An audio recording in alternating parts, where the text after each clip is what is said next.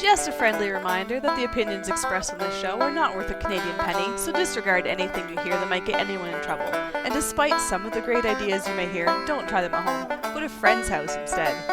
It's time to get a gun. That's what I've been thinking. Well, I could afford one. And if I did just a little less drinking, time to put something between me and the sun. When the talking is over, it's time to get a gun. Hello and welcome to Slam Fire Radio, episode 347 for March 26, 2020. I am one of your hosts, Trevor the Filate. I am another one of your hosts, Caillin. And I am another one of your hosts, Adriel. Okay, so you're supposed to say the classic one, you're supposed to say Frosty. We do names or we do nicknames, and we always do it the same. Why tonight? Do you decide I to... can only pick what the last person picked. I have a memory of one. Right. Yes. That's the thing for you. I forgot your savantiness. I was just challenging you. Don't challenge my authority. Challenging. Yeah. Yes. Don't test me, woman. Make me a sandwich. I got wings waiting. Hurry up. Oh, Jesus, that's important. Let's get on with it then. All right.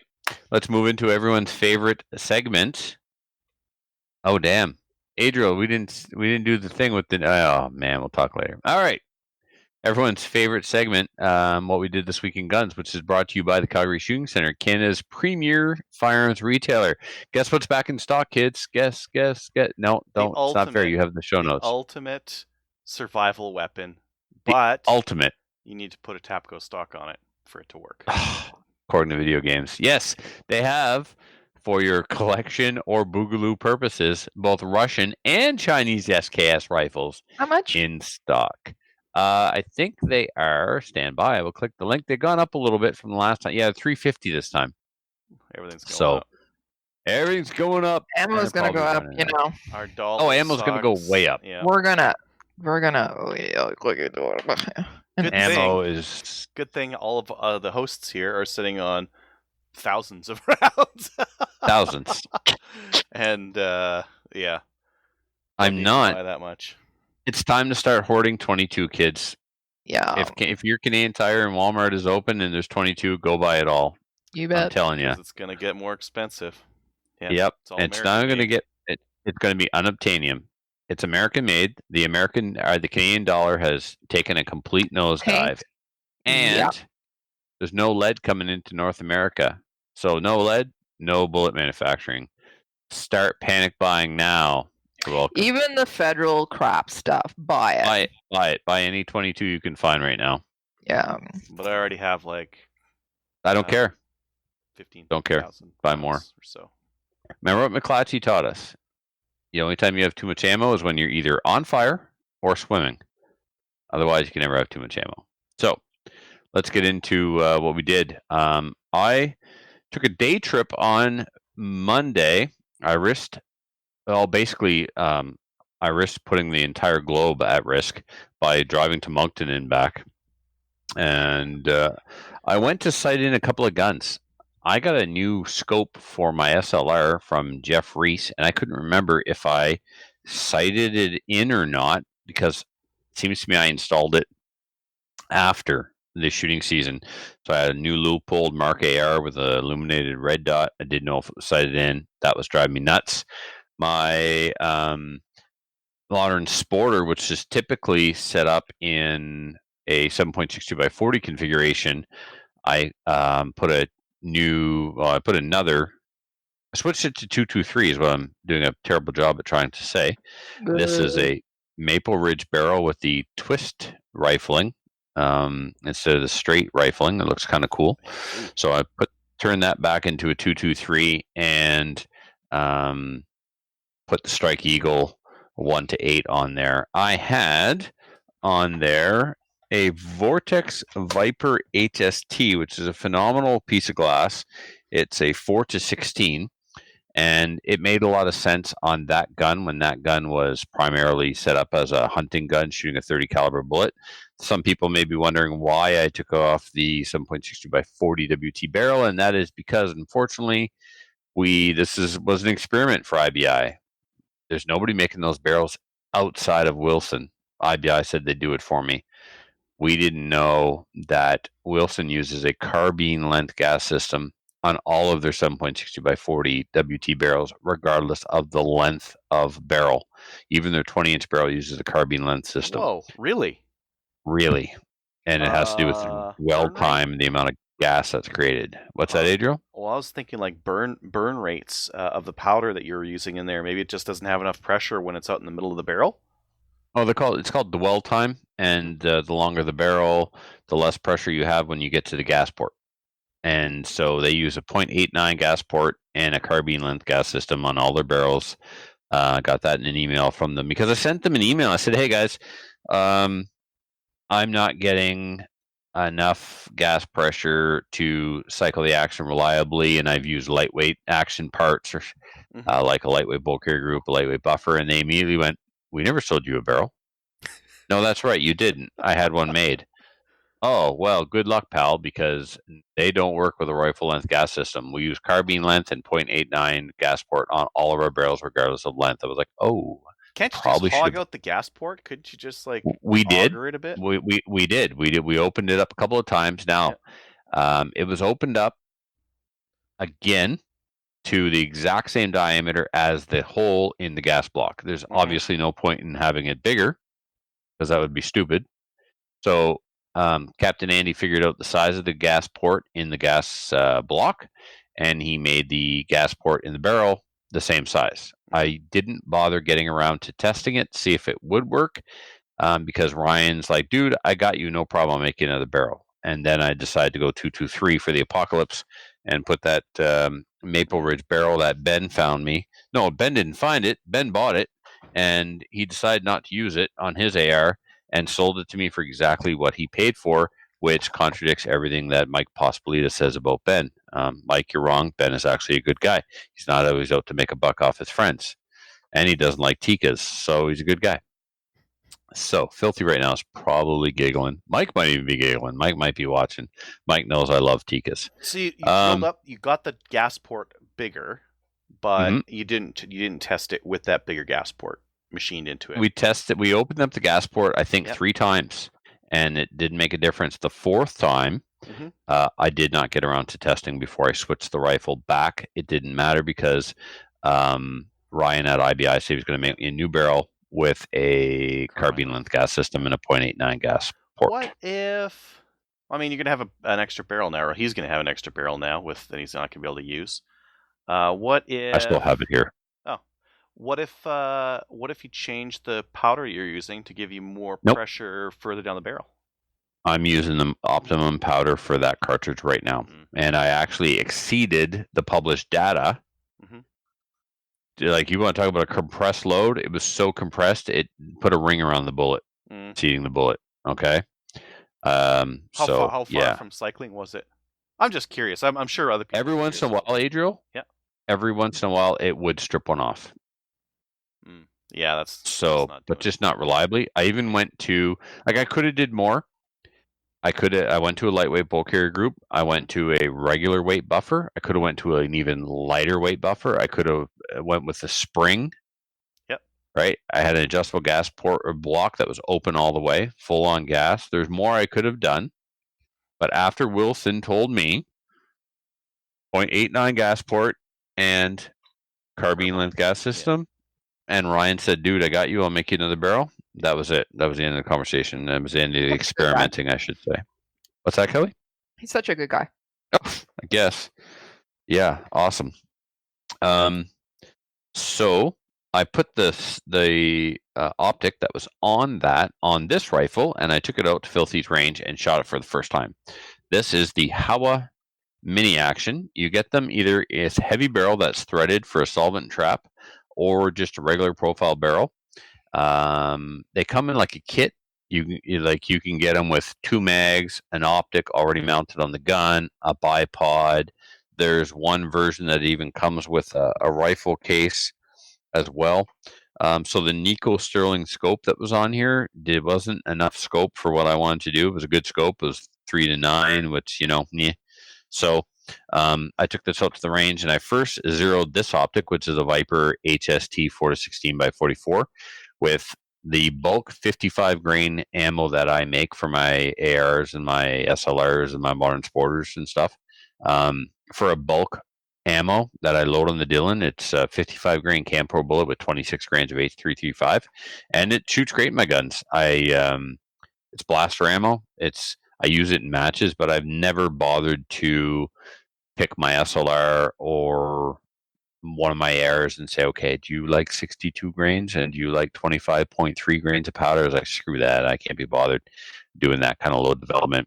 I'm just going to make 26 grains, which is the max charge with a 55 grain bullet, and you're all going to like it that way. And that's the way they like it. Except for this thing, man. This thing's shot. It's 1 in 8 twist barrel. And it shot those 55 grainers at 26 grain with 26 grains of powder at 4 inches. It was not good.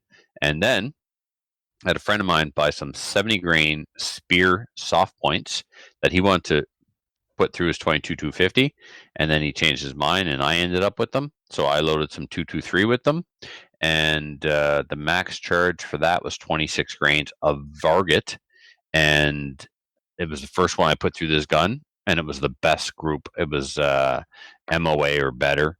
And I shot all of the other test loads I made up just to fire form the brass. So I've got like 60 or 70 pieces of 223 brass fire formed. So I loaded all those up. And then I had enough prepped Winchester brass to load up the other 150 or so. So I got almost 200 rounds of that Spear 70 grain soft point loaded for this Howa mini action. So pretty happy with the gun and the accuracy I got out of that. I did order today though Hornady 75 grain boat tail hollow points. I'm going to do some load development with that when I can get on my own range in the spring. And because yeah, man, that's a cool little 223 target rifle, right? It's it's not in a chassis. Don't care if it's lightweight. It's good to go. There is one serious downside to it, one flaw, and that is the magazine release is in a ridiculous location. So here's the mag. Yep. Now that mag looks like a 10-round mag, doesn't it? Got lots of length on there. Yep. Right? Mm-hmm. 5-round mag. I don't know what this foolishness is underneath the line here, but there's no ammo going in there. So I assumed that it was a 10-round mag. Just looking at it, it looked like a 10-round mag until I tried to put number 6 in it. It would not go.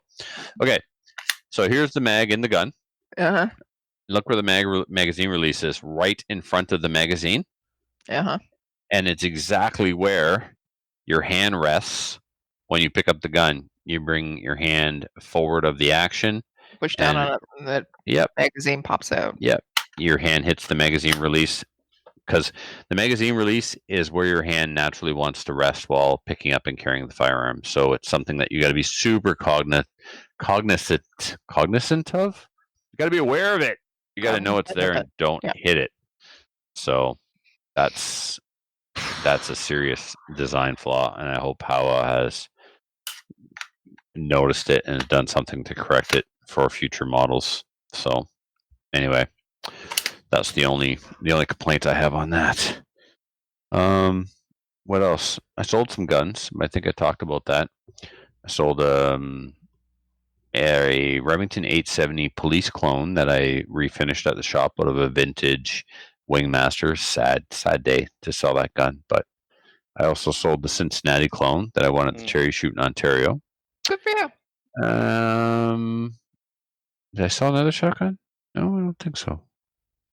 Yeah, but I mean, I still got my 590A1, my 870 tactical, my Versamax, and then I got all my hunting shotguns. Oh, Kelly, guess what I found on CGN? Gun? A Baikal over and under. Oh, really? So I got a single shot Baikal 12 gauge. I got a single shot Baikal 20 gauge. I got the double barrel 12 gauge I got from Ben. It's a side by side. I want an over and under. I don't have an over and under. I got a Baikal collection going on here. Oh. But now is not the time to buy guns. Now is the time to pay for a master's degree, or try to pay for a master's degree. and Why not pay buy for a RC car master's degree parts. when you can't actually go? What's that? Nothing. I said, You can't why go to school. can't go Yeah, to you can go school? to school. It's It's online. online. I It's know. online. Yeah, Well, it's we'll be ending, so. yeah. Well, I made a phone call, and the admissions department is working from home, and everything is scheduled to go ahead according to plan. We'll know if we're in or not on schedule in April, and the first course is an online course, and any of the face-to-face courses will just have to be rescheduled. But I bet the they'll be program doing may them not online by then. end when it was scheduled to end, but there's no reason for it not to start when it's scheduled to start. So Okay. we shall see. I'm remaining Optimistic. So yeah. The other thing I did when I was at Filthy's Range, I developed a load for that 223 as I talked about, but I also developed a load for my Stag 10, and best thing I put through the Stag 10 so far it is a Hornady 178 grain ELDX in Federal Match Brass with Federal Match primers and 43 grains of Varget. How much you make? A lot. Okay. Yeah. I didn't make a lot in the beginning, but when I got it to the range and it shot MOA or better, then I made 200. Okay. So, and then I ordered more, of course. So, yep. And then I bought $450 worth of reloading supplies from Denis, so I could do some more reloading, because what else am I going to do? Bought another AR-10 mag. Yeah, so that's it for me. Adriel, what about you? Let's see. Well, I didn't do anything since our coronavirus show, but just in case anyone didn't see it, a holster. I did find something new about this holster. I was like, yeah, it works perfect with my long boy Yugo in here, but there's one thing that doesn't. The magazine is too long to fit in the spot up here. Because of course, because it's not the 7-round mag. Yeah, it's too long, and it's just like it pokes through the leather. So yeah, it's a little bit too long there. I don't know if I care though, because it's so tight getting it in there that I don't think it matters. I don't think I'm going to use that anyways, right? No. The only time I'm going to use a holster is if I'm shooting like a historical style match, and I'm not going to shoot a historical style match with a holster and a magazine. That can't be stripped out. Can't come out. Yeah, exactly. So, yeah, I mean, you can slap it on there and get it nice and tight, but it's gonna poke a hole and start making a dent in the leather there. So I don't think I'm gonna do that. And I also learned something about the Matrix aerospace build that. What did you learn? Ridge. So their stated weight is 8.5 pounds, and I weighed it as I do with all the guns I review, and it's not 8.5 pounds. What? Liars. Adriel? Liars. It was 8.15 pounds. So it's actually it's lighter. Quite a bit lighter than they said, in their advertisement, which is very nice. That's a good thing. Yeah. I don't know if it was in the stock that they saved some weight, or the barrel profile with the 6.5 over 308. Like maybe they weighed the 308 version and they gave that weight, but it's a very light rifle. So and so it's how much? The weight or the cost? The weight. 8.15 pounds. I just threw my stag. My stag, as I speak, is on a scale on the ground right now, with 10-round loaded magazine on the side on the scale. Take a guess, man. With the Viper PST Gen 2 and 10 rounds of 308, guess what that puppy weighs? 11, 12 pounds? 12 pounds, 3.8 ounces. 12 pounds. Yeah. With a loaded mag and a scope on here, I'm probably going to be around 11 and a half, somewhere there anyways. Not a huge difference then. Yeah, I don't think so. Because the profile of my barrel, it's very heavy. Yes. Yeah, profile of the barrel. That's the only difference you're going to have with these things, the forend and that kind of thing. Like, the BCLs are 8.3 pounds, but the stupid forends on them are super chunky. So if you took that forend and replaced it with something better, you would get down to that 8 pounds or so on one of those guys. But don't get one of those, guys, because this is a better deal. This is a way better deal. I was actually looking at this. Another buddy of mine was asking, like, should I get this one or the Matrix built one, which is right around $1,900 with all this stuff in it, but it's built. Or should I get the there's a BCL build kit you can get, or should I get like a Stag or something like that? And we looked through them side by side. This one's still the better deal. If you appreciate the match barrel, nice fore-end, nice stock, and the rest of it, who cares, right? It's still a better deal. That's it for me. Kelly, what about you? I haven't been on in 2 weeks, so yes, I do not have the virus. I was getting messages from people, "Are you sick?" No, I'm not sick. I've just been busy with work. So took 2 shows off. Yeah, it's been 2 shows. Coronavirus. 1. So let's talk about that. So we're doing extra shows, right? Yes? Yeah. Yeah. Yeah. Okay. You All can right. tell because we did extra shows. Thanks. So and then tonight I decided I was going to come back on. I'm still doing a lot of work from home, but I thought I'd say hi because one, the guests really interest me, and Trevor was also throwing me under the bus on Tuesday. So hey, I thought I'd come on. What did I do in the past couple of weeks? So I have the best brother in the world. Just wanted to let everybody know that.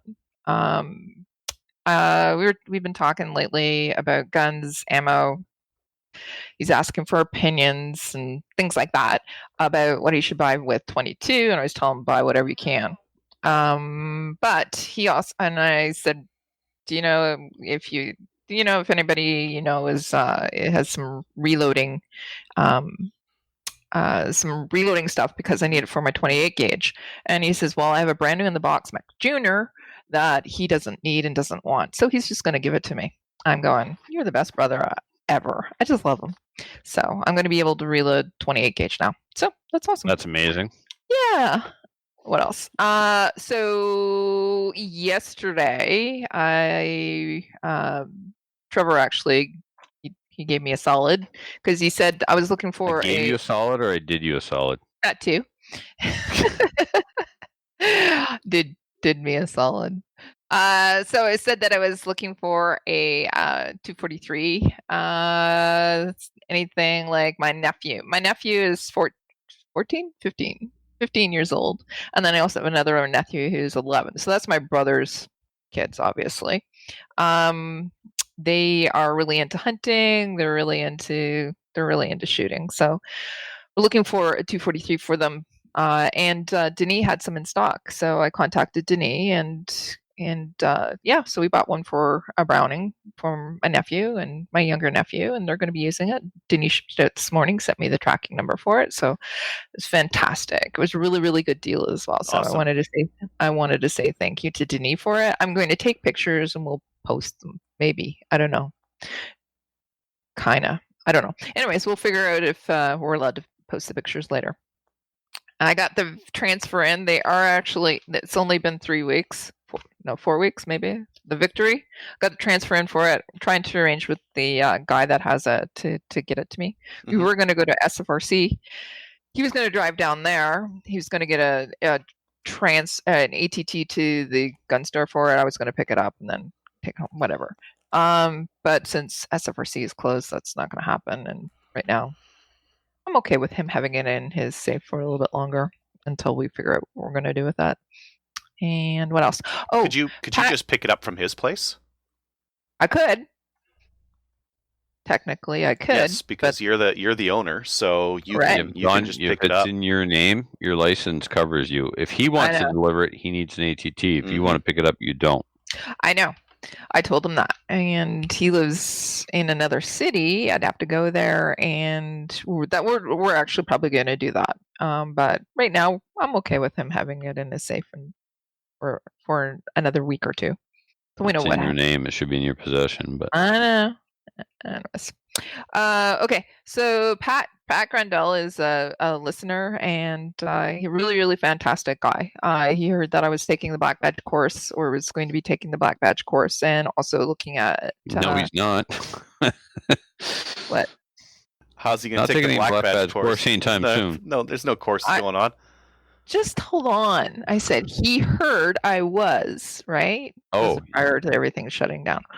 And I need a better holster because I had the CZ holster is actually a duty holster. So he sent this in the mail to me. It's a new holster. It's a Ghost Stinger. Stinger, yeah. Anyways, I want to say thank you to him because he sent that into mail to me and really fantastic. But Black Badge course not happening anytime soon. It's supposed to be at the beginning of May, but with everything that's going on, all of the ranges are closed. So thanks, Trevor, for interrupting me. You're welcome. Look forward to doing it again soon. I helped too. Yeah. It's a team effort. Yeah, go team. Yay. So the other thing about... I love it when we work together, Adriel. Like the way we I'm gonna go eat my finish each other's hot wings or sandwiches. Yeah, that's it. Yeah. Collaborate. That's the word. We collaborate on projects. You guys are married. Finishing each other's sentences. Sandwiches. I'd like to finish your wings. Sentences. Okay, done? You're done? Okay. All moving right. on. No, I'm asking if you're done. No, you didn't ask a question. You said a statement. You said done, which implied you were done what you did this week and done. Would you get on with it? Aren't you hungry? Yes. The last thing that I've been doing is working a lot on Maple Seed because we actually have been we were looking at putting up the events schedule, but with the recent changes with closing down of ranges here in Ontario and other provinces, we're holding off on posting the schedule. We'll rejig our calendar of events, so hopefully we'll be able to have some more events later in the year too. But yeah, it's hard to predict what's happening or what's going to happen. We don't know. Yeah. So we're taking each event case by case, and then we'll figure it out. Basically, we'll let people know as well if we need to cancel or if we're actually holding it. I don't know anymore. That's it. That's all I did, I guess. I don't think I have anything else. Right. All right. We're going to skip upcoming events because who the hell knows? That's a good point. Upcoming events, none. Coronavirus. Right. Yeah. All we're doing is virtual.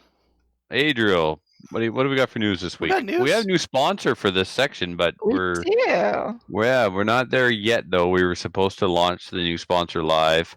We'll have to give them an extra episode into the following month. But hey, we're doing extra episodes. Yeah, we could. We might as well. Yeah. Well, you know what we'll do? Mm-hmm. We'll milk the sponsors for extra money for those bonus episodes. It's like, hey, this is how the economy works. This is the new price. This is the new bonus episode price. I don't want to get laid off though, Trevor. From Slamfire? Yeah, from Slamfire. Not gonna happen. Oh, no, okay. not gonna happen. I got some job stability. Yeah, for sure. More so than I do. Everyone's getting laid off these days. Okay. We did have one piece of news that was that could have been bad, and this is the federal party liberals were looking at putting in some legislation that would have given them essentially unchecked power to tax and spend for whatever they wanted to, which could have then been leveraged to buy back our firearms from us and without adding any extra legislation. They could have just done it, and that would have been that. And rightfully so, the opposition, the Conservative Party, called them out on it, and they revised the legislation. So it is no longer a government dictatorship free for all on our taxpayer money. Which is scary though, eh? She was close. I still don't trust whatever they're going to do. No, of course they're going to tax and spend a lot of money, and they're going to have the opportunity to pick winners and losers because of it. I just do not trust the government to do that without spending it with their friends. You think SNC Lavalin's going to get any money out of this? Probably. Probably going to do all right. Maybe Bombardier, they'll do all right, right? Not just that. Right before the next election, they're just going to promise everybody everything. Mm-hmm. Well, yeah, and that's the other risk is everyone wants a paycheck, and the government's forcing everyone to stay home. But where's this money? This isn't free money. where's the money coming from? Either the government's printing it, which is going to cause huge inflation for us, or they're taking it out on loan, and our kids have to pay for it, right? Like, they can't just print it. It's been done before and failed horribly. And Well, any you grade can. 10 textbook will tell you that lesson. Yeah, I've got some World War II German stamps that are like 1,000,000 Deutschmarks Right. to mail some letters. Yeah. Anyways, fantastic that at least some small thing was stopped, even though a bunch of egregious stuff is probably going to roll right through. Yeah. Yep. This is one that we were supposed to bring up last week, and I didn't. It's the Scavenger 6. It's the ultimate survival weapon. I think if I was playing Escape from Tarkov, this would be the right gun for to play with because. Nice. Oh my God, it's ugly. Yeah, it's ugly. It's All no, right. We did talk about this. No, we talked about this. We did not pull it up. No, I put it in. Shooting every caliber from 22 to 308. Awesome. Yeah. Man, Everything. Doug asked us about this. He asked us about it. We didn't talk about it on air. Well, you know what? I'm glad we didn't because it's horrible. Yep. This is the stupidest thing ever. Come on, man. It's a. I don't even want to talk about it. I know it's my job and I have to, but I'm so distressed. Okay, but you could have like 4 cylinders in your pocket, and like you're scrounging the wastelands where there's like been a nuclear apocalypse, and you find some 308. You put that in your 308 cylinder. Boom! Now you got some 308. Find some 9mm. Boom! Throw it in your 9mm cylinder. Now you got that. Holy crap! I'm surprised this thing doesn't come with like a ratty backpack that you put it in. It'll also shoot 410. Yeah. So it's a shotgun, a pistol, and a rifle all in one. It's got a foregrip on it too. So order now. It's the tagline is the weapon of choice, one gun to replace it all. Right, the ultimate survival weapon. You know what? Oh, it's playing a video. Oh, it's very loud. I might be pulling in my horns. Huh? I might pull in my horns. I might backtrack. I might do that typical Trevor thing where I come out strong and then go, wait a second. Wait a minute. What if I put a bipod on this thing and a scope? This is a DMR. This is a close-up pistol. It's a DMR. You can do everything with it. No? Yes. No, maybe not. Yes. I think it's very interesting. I don't think I'll. It's interesting, that's for sure. I don't think I'll buy one, but I'm happy that they exist out there. Yeah. Canada Downrange episode 2 is live on YouTube. So You bet. if you're bored Apparently outside, and you got nothing to The do, expert. We have somebody from our own show on the show, and he's the expert apparently. Pro tips. It was actually Pro the pro tips. tips section. Yeah. I was on there with Rod to discuss getting into IPSC. Yep. now you're live on YouTube with lots of views. Mm-hmm. Yep. Mm-hmm. Yeah.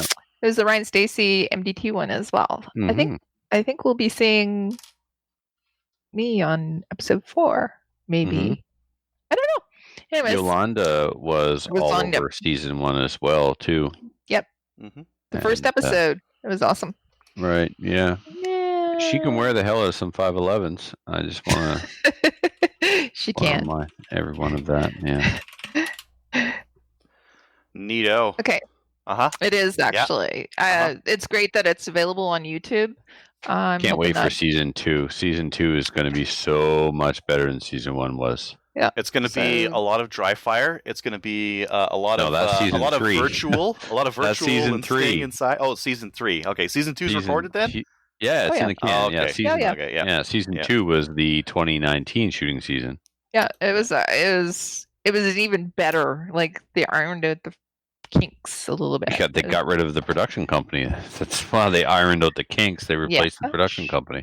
Yeah. Well, season 3 will have virtual, a lot of Google Hangouts footage, and a lot of Skype and that kind of thing, right? Zoom meetings, maybe. Yeah, all sorts. Cool. All right. So, any other news or new guns, Adriel? No, it's like you can't buy stuff. Like you guys said, if you can find a good deal on ammo right now, buy some. And if you can find a good deal on used stuff, buy that, because it's going to be hard to find stuff over the next year. Not just that. Regardless of whether you want this for prep or not, you are not going to be able to buy stuff for the next year because the Americans are panic buying everything. All the guns, Glad all you the brought animals that are up. gone. And you will not be able to buy. So even if you want to go out hunting or if you want to go do some sports shooting, you're not going to be able to because you're not going to be able to buy stuff. Or if you do, it'll be super expensive. Like I see a lot of people, like all the Blazer 9mm that was really cheap. It's all gone. And now people are using like fancier stuff. That's a lot more expensive. And the other thing is that the U.S. dollar to Canadian dollar, the difference there is quite large. So all the prices on everything's going up. So the solution to everything you just said is if a well-known, well-established, premium Canadian manufacturer started to produce AR-15s right here in Canada, so we didn't have to worry about the American supply drying up. Wouldn't that be awesome?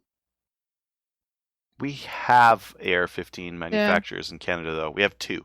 We have some. Yeah, we have a really good one. Well, guess what? I have it on good 3. authority because I had a 3. conversation this morning with a Canadian manufacturer on the telephone. I'm not going to say any names because this is all insider baseball, but we're soon going to have a third AR-15 Canadian manufacturer. That's cool. And this is, Cool. and this is, like I said, a premium, well-established company with a good reputation. So Who is this it? is, Come on, you can tell us. Come on. Shh, just between us. I'm I'm just not even between us. telling you off the air. Whisper into unless the you- mic. Just I'll- whisper it to I'll us. send you some wings. Now you're talking, Kelly.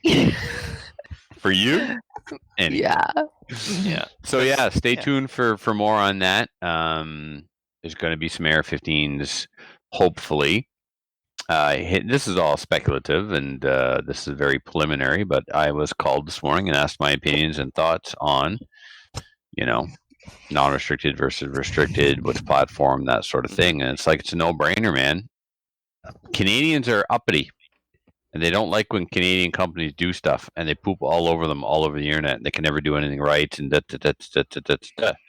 the SLR, well, my AR does this and my AR does that. It's not a goddamn AR. How many times do I have to tell you that?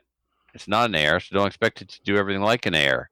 The modern sporter, oh, it's too expensive. Oh, I got to wait too long, and it's not an AR. And like, okay, I get it. You want an AR, restricted or not, you want ARs. So this company's going to start with an AR because it's already an established, proven platform that everybody's in love with, or throwing their hat into the non-restricted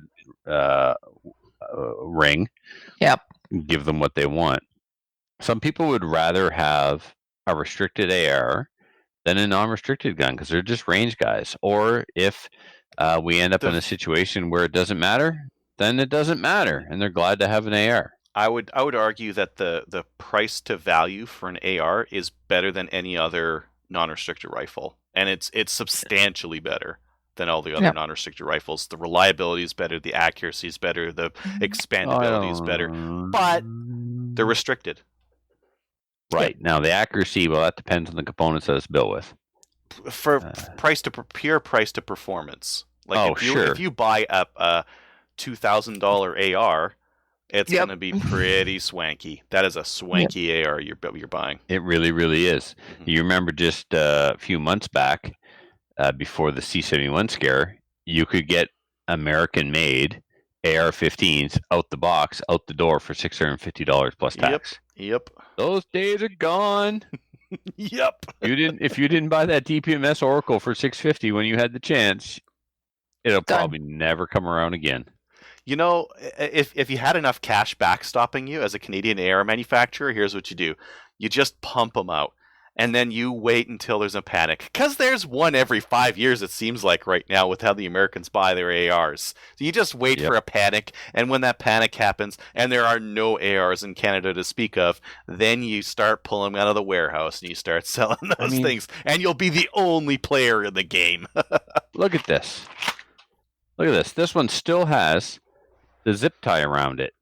This one, I put in a trigger kit and a charging handle, but these are STI, sequential serial numbers. I got them for $250 a piece, matched upper and lowers. Those days are gone. You should sell those. Yeah. Get some good money for those right now. How am I going to sell it when I can't transfer it to anybody? Well, that's another point for another time. But you could sell it and then wait for the Yep. transfer. Actually, somebody told me today that somebody did get through to the Miramichi to transfer a gun. I've been Pistol. I've been talking to people as well, and they have been getting through. One guy had to call like 50 times, but he did Yeah. get through. They are actually. Because Yeah. this one is paid for. We're just waiting for the office to open so I can transfer it. The other one, somebody else has spoken for it but not paid for it, so they are technically gone. So yeah. Okay, well, why don't we jump into the main topic then? All right. For this week's main topic, we have a very special guest, someone who's been on the show at least one time before to talk about some interesting things regarding the long gun registry that we used to have. Welcome back, Slamfire Radio, Dr. Caillin Langmann. Thanks for having me back. So, Dr. Langmann, before we get started into tonight's topic, which of course is COVID-19, why don't you tell the listeners a little bit about yourself and your involvement with the firearms community? So I'm an emergency medicine specialist and practice in Hamilton here. I have an appointment to McMaster University as a professor. My involvement in the firearms debate was interest back in the early part of 2010, 2009, when we looked at the numbers of firearms homicides and some of the legislation to see if any of the legislation had any effect. And we found that none of the legislation seemed to be associated with a beneficial effect in reducing firearms homicide in Canada. And so consequently, that got into the media because it was interesting to them at the time, and the long gun registry debate was going on at that point in time. So we was debated in Parliament and attended as a witness to some of the committees there. That was about it. Yeah, that's about it. Yeah, that is definitely something I'm not able to do, the Reader's Digest condensed version. There's a lot more to the story than that. Definitely, those of us that have been around for quite some time know the extent of your involvement. I mean, you've been credited by some people with single-handedly dismantling the long gun registry by doing science and looking at the data and publishing a study that proved nothing. Which, as you said at the time, it's difficult to get published when your data proves that nothing happened. But that's basically what you were able to prove. All the legislation at the time had zero effect. So why are we doing it? Why are we spending billions of dollars on something that was only supposed to cost $2 million? It was interesting after that because they switched their interest to suicide and dropped the homicide debate altogether. Mm-hmm. That's what they do, right? Since then, it hasn't been refuted. It's still out there, and there's been no other real studies that have come out afterwards to refute it. Right, but it was done correctly, able to be peer-reviewed, unlike the Doctors for Gun Control that cite these 19 studies that were written by themselves kind of thing. So, yeah. Okay, and if I remember correctly, you were not initially into the firearms community. You kind of got pulled into it through your medical practice and some concerns about violating patient-doctor confidentiality, sort of, right? They wanted you to report on things that you didn't think you had to report on?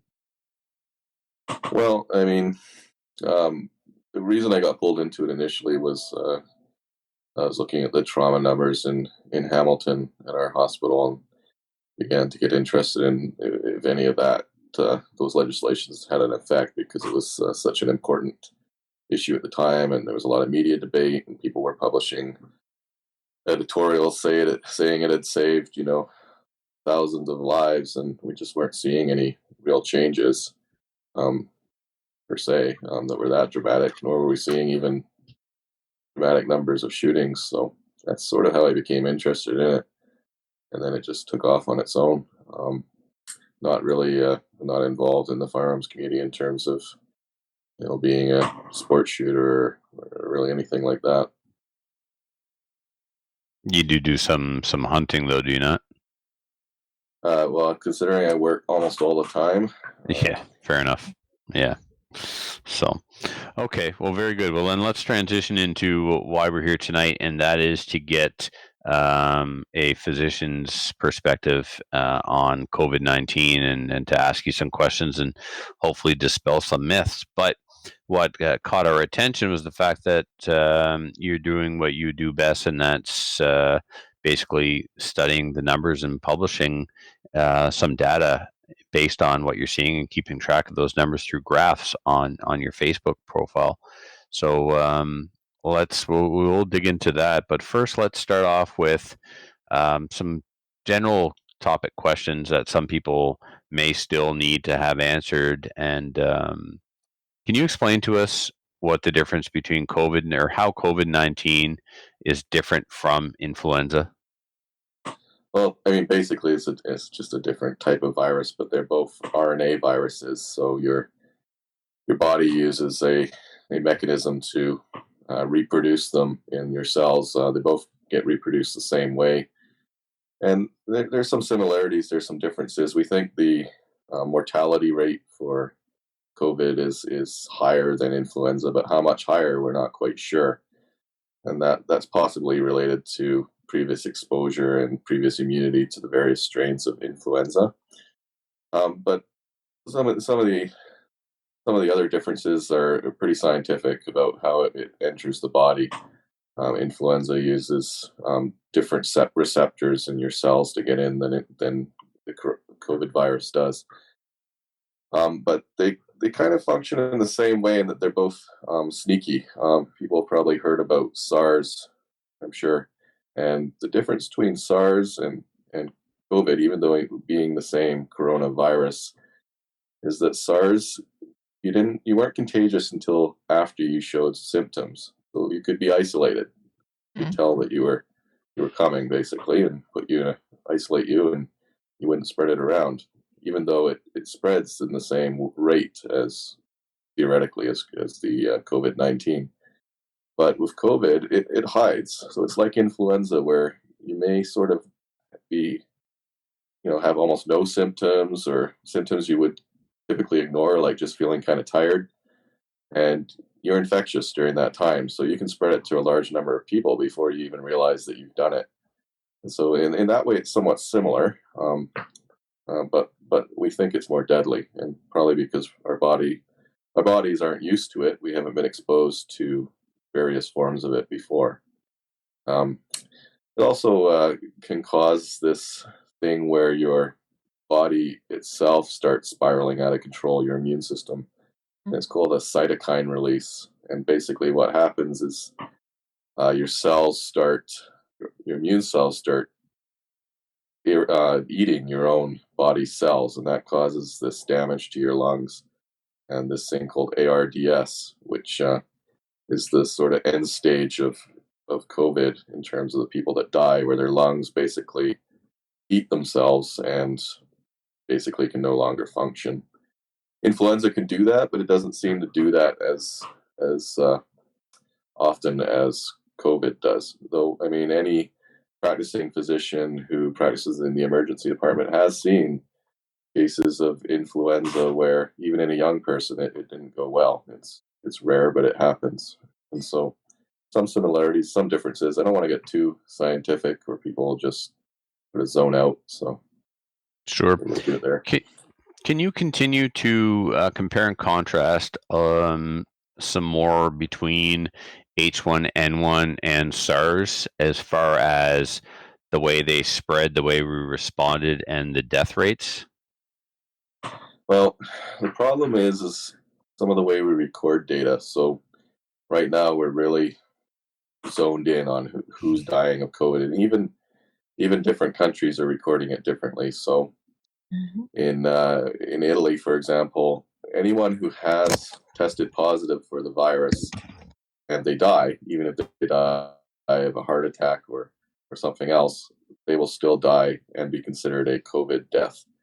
Whereas in Germany, the person would be considered to have died of a heart attack, whether the COVID virus was there or not. With influenza, we don't we don't do a lot of testing. So what we're doing is these snapshots, and then we're estimating. And so there may only be about 3,000 influenza deaths in Canada a year. The number might actually be a lot higher if we tested more. And when we record a patient's death, the cause of death, if it's something like heart disease and a heart attack, we'll record it as that, even if the patient may have had influenza or pneumonia, or we may record it together. It might not get recorded. So the data itself is kind of inaccurate, and therefore it's hard to compare. We don't know. I mean, we think that there's maybe 600,000 influenza deaths a year in the entire world. Those are all estimates. Those are based on sort of like, it's like doing a survey, like a political survey. You take a snapshot and then you extrapolate or make calculations to make your overall estimate. And the smaller your sample and the larger the population, the 4 billion people in the world, the bigger error there is in your calculation. So to answer your question, we kind of really don't know, and we're sort of learning as we go here with this. And so Right. I think a lot of the numbers are going to be wrong initially. H1N1 is not that old. SARS is not that old. So that's why, people are immediately drawing on that experience. Hey, we didn't react like this for SARS. We didn't react like this for H1N1, and this many people died. And you keep hearing different numbers every time it's brought up. So there's that argument about, are we overreacting or are we underreacting based on how we reacted to those two, can I even call them pandemics?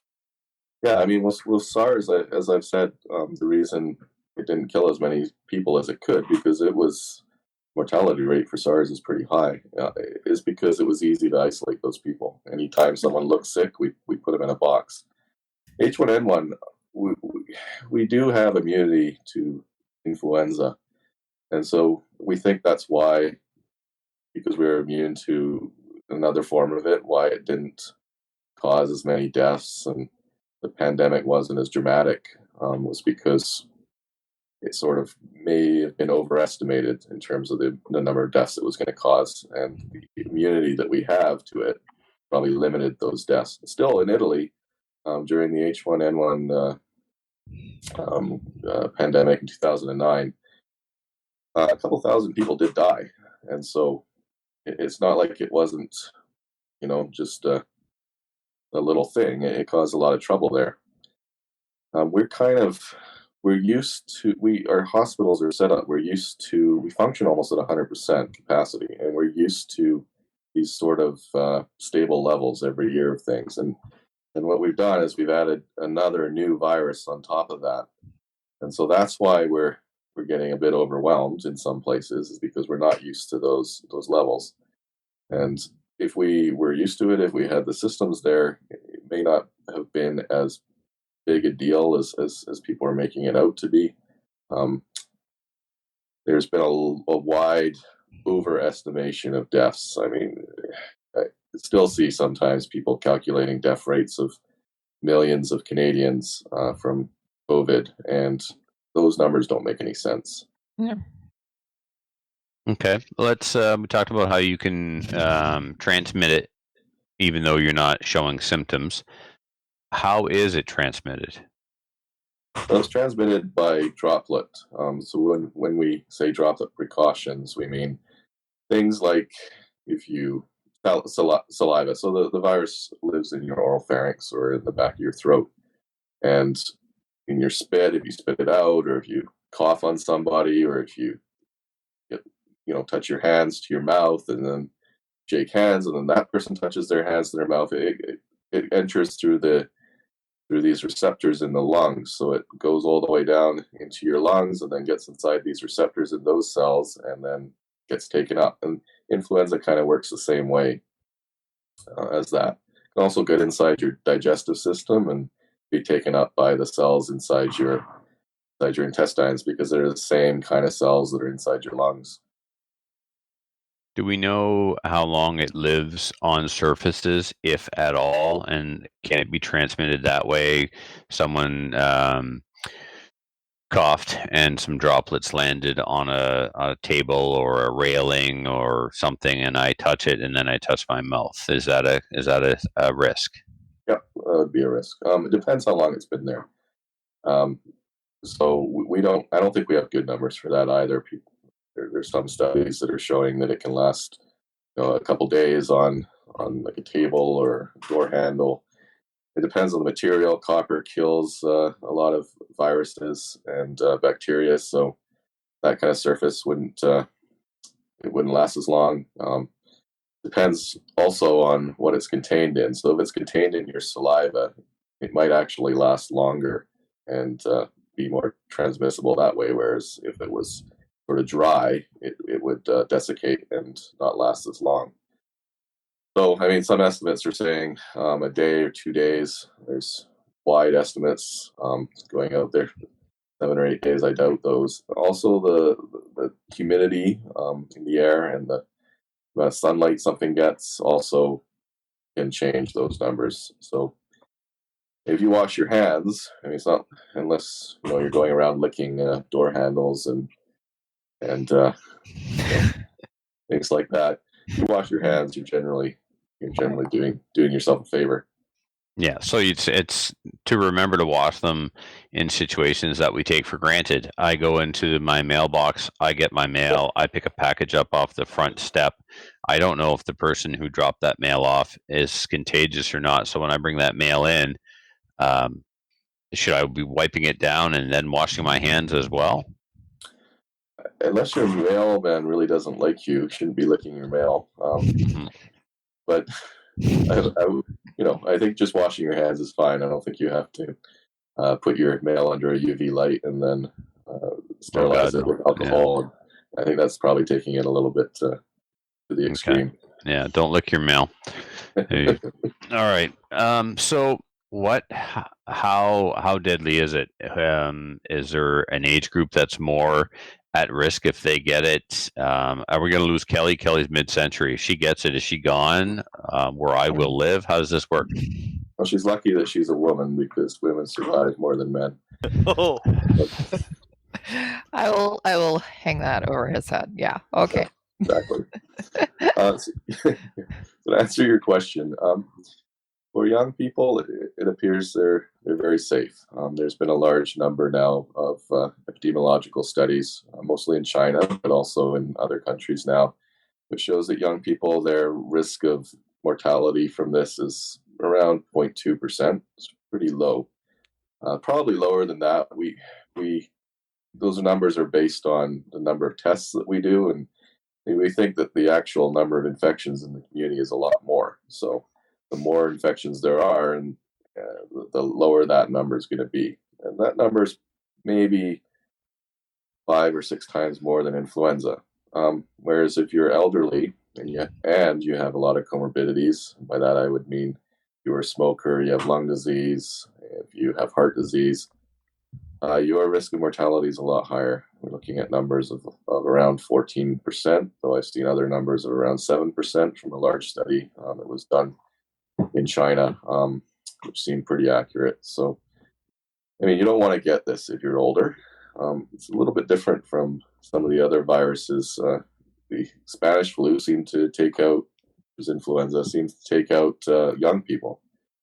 And the reason we think that it did that it primarily targeted that age group, is that the older people had already developed immunity to another strain of influenza earlier, and that gave them immunity to it, whereas younger people, they didn't have that built up. So I suspect there's a lot of other factors as well involved in this, but just your ability to fight it off cognitively, it makes sense. The older you are, the more frail you are, the less ability you probably have to last on a ventilator, to last in the ICU before something else kills you. If you look at the data from Italy, the people that are dying, they have significant comorbidities. And so they're saying things like 99% of the people in Italy died of something else, whether it's a heart attack, another co-infection, another bacterial pneumonia, lung disease. So there's all kinds of things that are factoring into this. If you're healthy and you're older, you're probably going to have a much lower risk of dying than someone who is younger but has a lot of comorbidities, bad lungs from smoking or lung disease, or a weak immune system from immunocompromised issues. So it's variable. It's a number. The individual patient, it might look actually a lot different. So then, if someone does get it, how is it treated? Are they treating it with antiviral drugs or just respirators? What's the treatment like? So we don't have any accepted treatments right now. There's talk about chloroquine, hydroxychloroquine. There's a number of, I'm not going to name them, but there's a number of things that interfere with the ability of the virus to reproduce. There are things that can dampen down your immune system. If you remember earlier, I was talking about the cytokine storm. So there's a way of interfering with that storm. It might not degrade your lungs if you develop that. A variety of different medications that are going to be studied. We're conducting a study at McMaster. After this, I'm going to have to go look through it and hopefully approve it for Canada here. So a number of universities are going to be looking at patients, and they're going to try a number of different medications. One is one of these blockers that interferes with the reproduction of the virus. Another one is chloroquine, so we can look at that as well. So right now, most of the patients being treated aren't getting anything more than oxygen, or if they need assistance with ventilation, they'll be getting intubated and ventilated. And that's it. We're letting the body fight it at this point. The good ventilated. Okay. Peak. People talk about peaks all the time. Any speculation as to when we can expect to see a peak here in Canada? Maybe specifically, you've been tracking Ontario numbers. Have you been able to extrapolate any predictions based on Italy or China when it comes to a peak? So, saying anything about Canada right now, I think, is probably premature. If we look at some of the other places, we're probably looking at 2-3 weeks to see a peak, or even 4. And when we come out of this right now is hard to say. I'm tracking the Ontario numbers, but right now the numbers are so small, and we've only got a few days worth. I think about 10 days or so, really. So it's hard to say anything from that.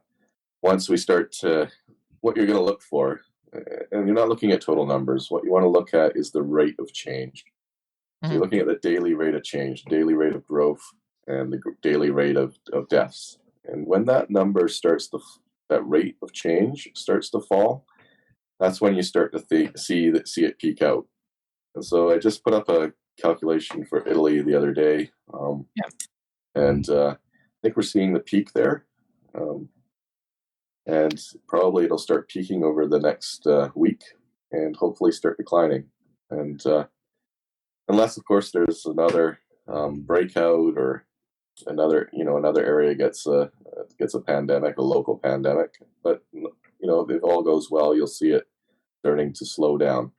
That's what you're looking at, and then you're applying some mathematical models to it, things called logistic and gamma distributions, because it kind of reflects the way the virus spreads based on other viral spreads, influenza and other viruses. And you try and apply that to the model, and then using that, you can try and predict when the peak is, basically. Okay.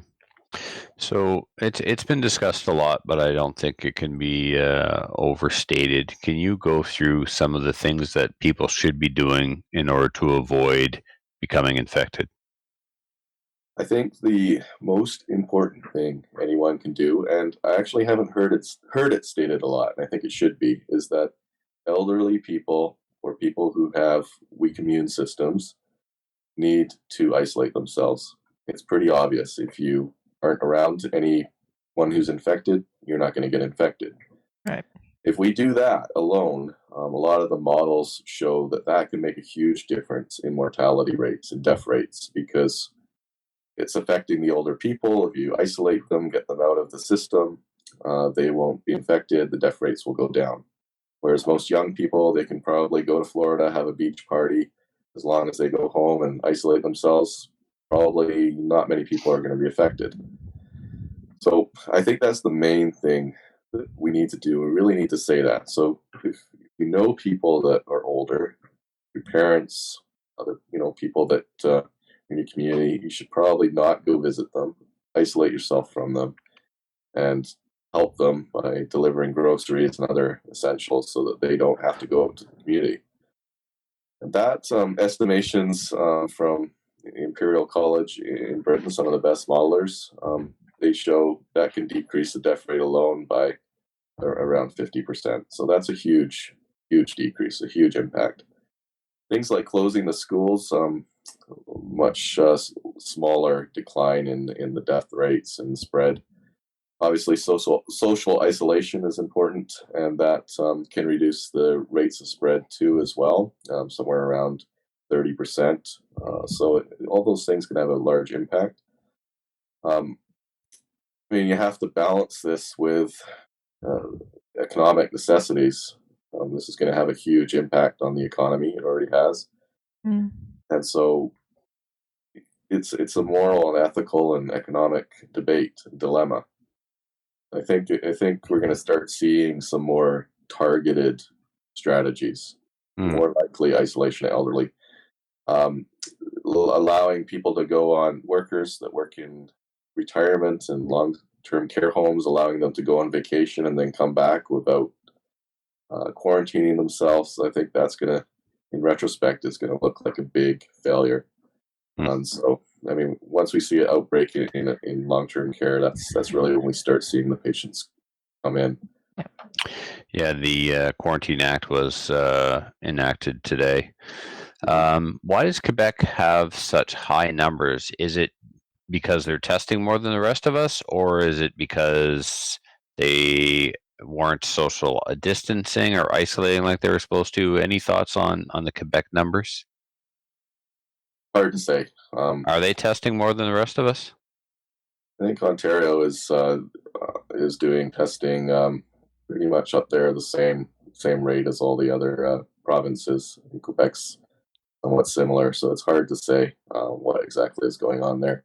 And we're going to see probably shifts in the graphs as well, because when testing kind of ramps up in a certain area, then you'll get more patients. So if a local area has more of a pandemic, so if a nursing home has a breakout, you're going to start testing all those people in the home. You're going to test their contacts, and so you will see shifts as well occur. Testing, like I said before, testing, it's hard to say what it means. As you say, places can be testing more. Places could be using a more stringent determination of whether they're going to test somebody. You really have to look at the rate of increase rather than the numbers. And the numbers of deaths, as I said, is even kind of confusing as well. So really, we want to look at rates. So if a place tests the same way they always test, then the rate is going to mean something. Well, that's a perfect segue into the next topic, which is the rates of increase. Every couple of days, you are publishing data in graph form based on the numbers in Ontario, the rate of increase specifically. What are those numbers telling you so far? Numbers are telling me that we're on the what I call the exponential part of the curve. So it's the rate of increase is around 20% every day, around that roughly. And so we aren't seeing a decrease yet in those rates. And that rate of increase it's higher than it's high. It's not as high as what we saw in Italy. So explain that 20%. Does that mean like tomorrow you'll have 20% more cases than you have today? Yeah, that's what that means. That's scary. So, and if you look at other countries, Italy was getting around 38% increases a day, whereas Korea was getting tiny increases. South Korea, where 11 or 10. And so the question is, why are we getting so many increases? Is it testing? Is testing broadened? Are we doing things wrong? Are we not isolating ourselves as much as we should be? I think the retrospectoscope will tell us a lot, but right now it could just be that some of the tests are making it through the lab faster, and that could all it may mean. There's a lot of different factors there, but we're going to track it over a period of time and not just rely on 1 or 2 days worth of data, right? How many days are you in now? When did you start that you were able to come up with this 20% a day? When did you start publishing the graphs? So I started, I can get that for you. I started roughly on the 8th is when I started looking at it, and that was because we didn't have very many cases at that point in time, and Right. so it's the 26th now. So that's been a few weeks. Okay, so we talked about when we think we might see a peak. Can you kind of take a guess as to when you may think we get back to normal? Life goes on. We can stop self-isolating. This thing is beat.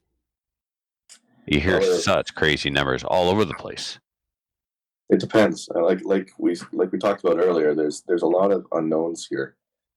I read a couple studies now, and the Imperial College has changed their study as well and accepted this, where Dr. Gupta, an epidemiologist in Britain, she thinks that around 50% of us have already been exposed, and we've already gone through this, and we're walking around with herd immunity right now. And the modelers in the Imperial College seem to have accepted that today, that there's probably a lot more herd immunity out there than we thought. Based on some of my models, we're looking around the 26th of April for sort of the peak for us in Ontario if things stay the same way they are now. But you could get second, third, fourth spikes or pandemics.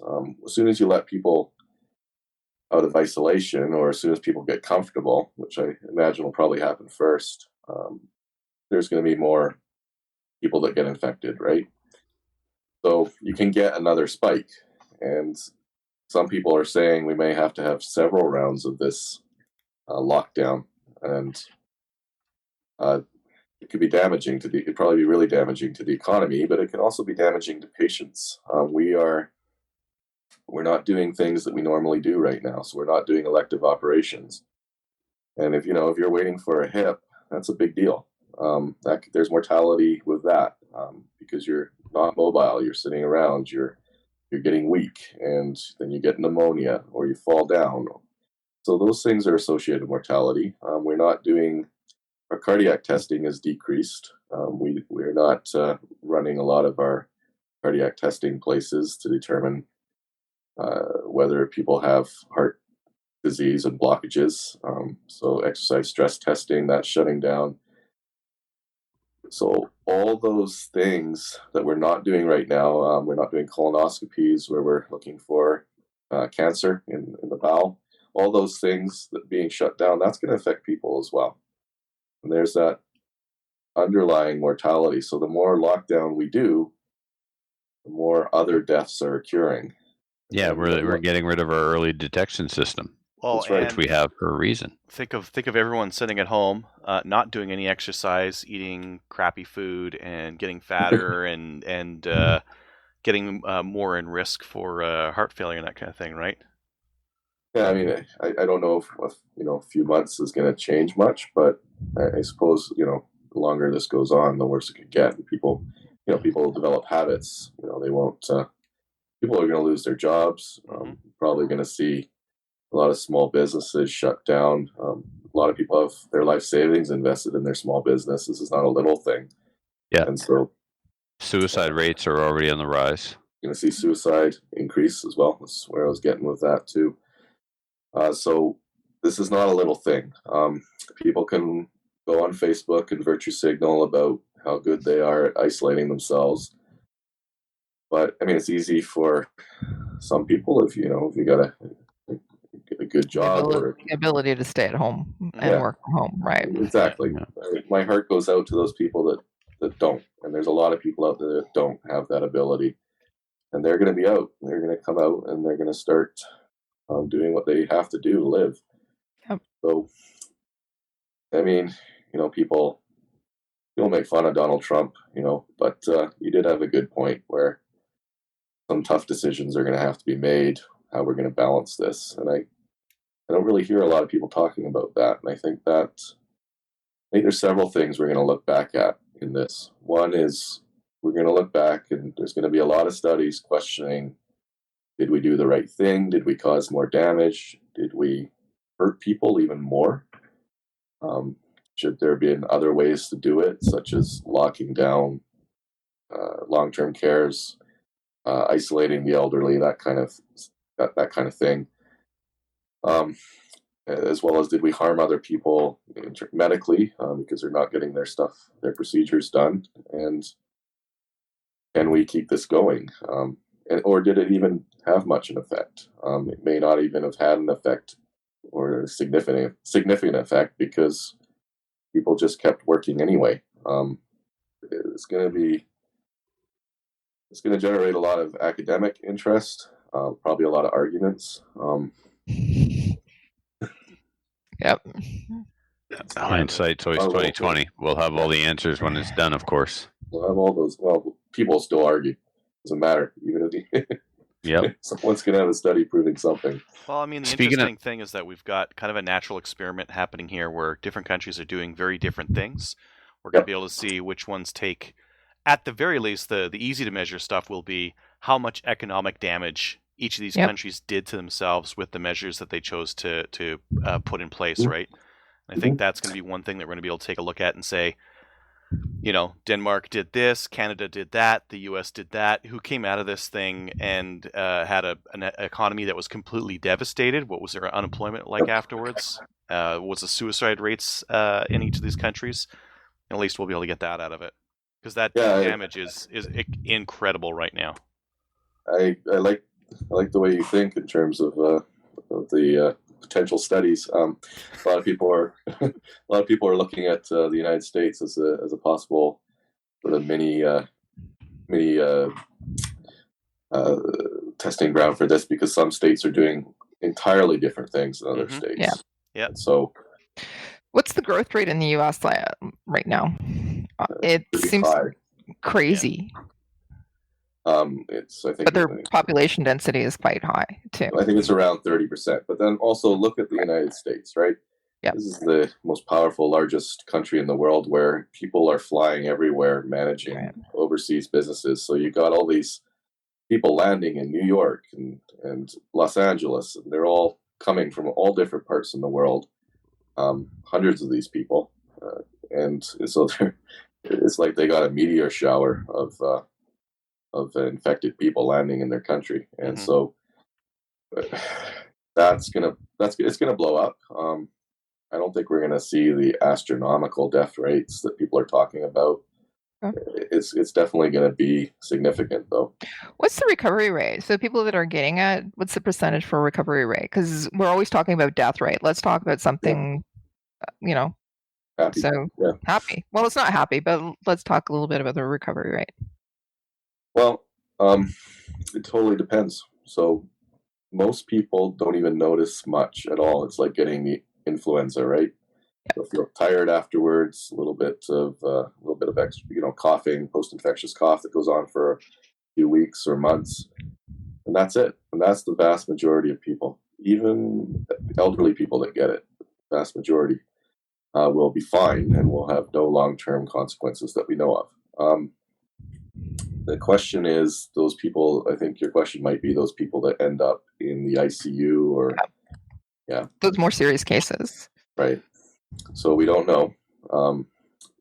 About 67% of people die who enter the ICU. So that's high. And the reason they're getting there is because of ARDS, which is this disease in the lungs where the lungs start breaking down. And people that come out of that are seriously affected generally. They have poor lung capacity, so their exercise tolerance goes down significantly. takes them sometimes months to recover. So sometimes they never do. Their lungs can be permanently scarred. Most people who get the lung scarring that you're seeing, a large percentage of those are fine. That scarring goes away. But some people are left with permanent scars, something called pulmonary artery hypertension, where the blood is like going through a high pressure area when it tries to get into the lungs, so it causes secondary backup in the heart and then heart disease afterwards. So all these things, if you end up in the ICU, you're probably looking at going to be a long road to recovery. Still a good thing, but it's not an easy thing, and we still don't know. A lot of the studies from China show that people that do get out of the ICU, they tend to do well, but I've seen a lot of cases that end up with this lung damage who end up with long-term consequences. I mean, they can still have a quality of life, they can still live at home, but they will get short of breath earlier, and if they get another infection, they're more at risk for damage or death. You talked about herd immunity. Chances are that, in some areas, 50% of the population's already been exposed. Can you get it twice? If I get it, I'm hospitalized, I do the whole respirator thing, I recover, I come out of the ICU. Am I good to go from now on, or can I get it a second time? So we're hearing a lot about that, and my suspicion is it's got to do with what we call a false negative test. So in order to be considered recovered from this virus, you have to have two tests now for this. It's a PCR, it's a type of reproduction test, and they both have to be negative, which means you don't have it any longer living in you. The problem is there's something called a false negative rate, where a test might say it's negative, but you really still have it. And so if that rate is high, someone can tell you that you don't have it anymore, but you might actually do. And probably the viral load or the amount of virus in you is very low, and so the test will say it's negative even though it's not. And then the person might get sick again because the virus starts reproducing and making them unwell. The other question is whether it mutates and it changes its some of the things that the body used called epitopes that it uses to identify the virus, and so then starts growing out of control again because it's mutated, so because the body can't no longer identify it. My suspicion is what we're seeing with these reoccurrences is the false negative testing.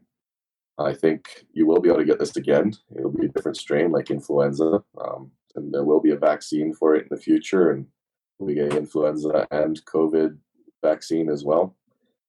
But I think it's too early to say that we're seeing, in one person have it mutate that dramatically, and then they get reinfected. Maybe there's one or two, but I would think that would be pretty low possibility. Okay. How is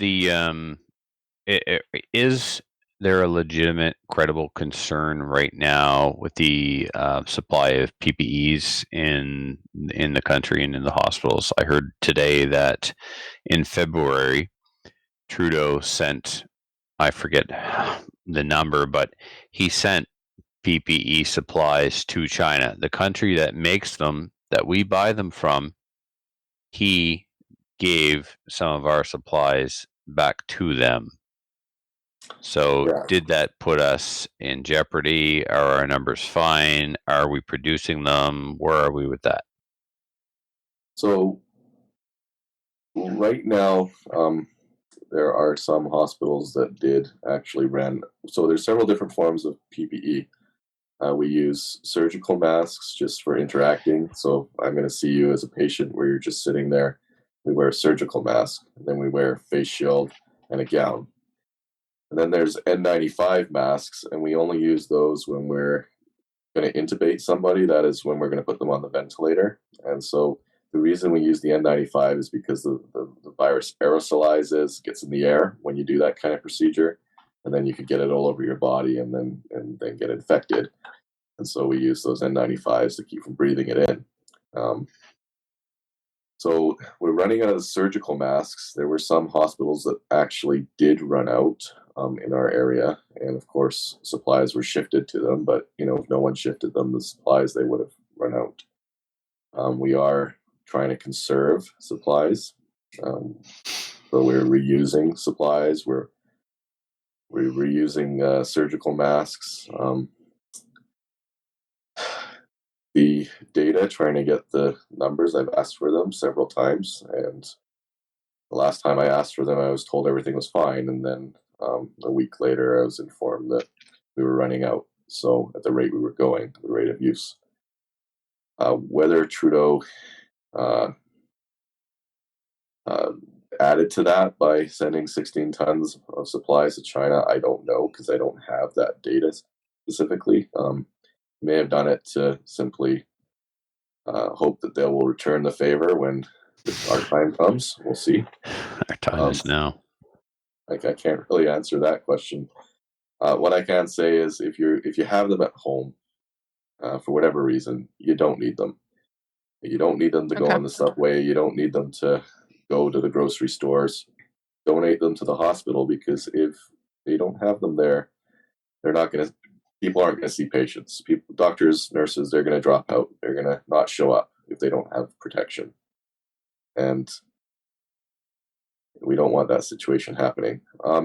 Ontario had stored a large supply of this equipment post SARS. Threw a lot of it away several years ago, and some of the stuff we have now has expired. So the masks themselves, they don't expire, but the elastic band around it does. How plastic bands get brittle as they get older. They dry out, yeah. So that's the issue there. So they tell me now that we've been able to secure a large number of masks. We'll see. What I'm seeing on the ground is that we're still conserving.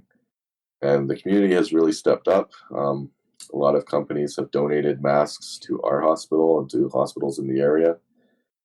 General population has. So it's good to see that happening. There's no reason that anyone needs to have them at home, per se. I mean, and you certainly don't need a lot if you're going to have them.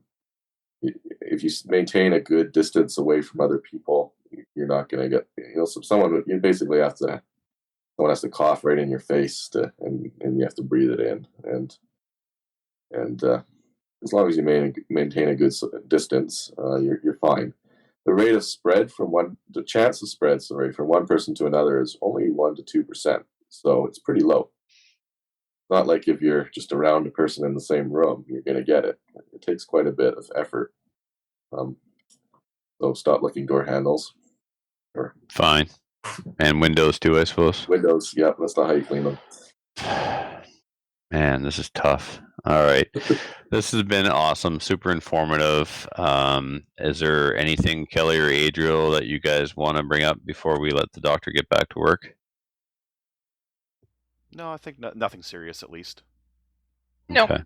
I actually had a whole bunch of questions for you, and through the whole entire thing, you answered all of them. So thank you for doing that.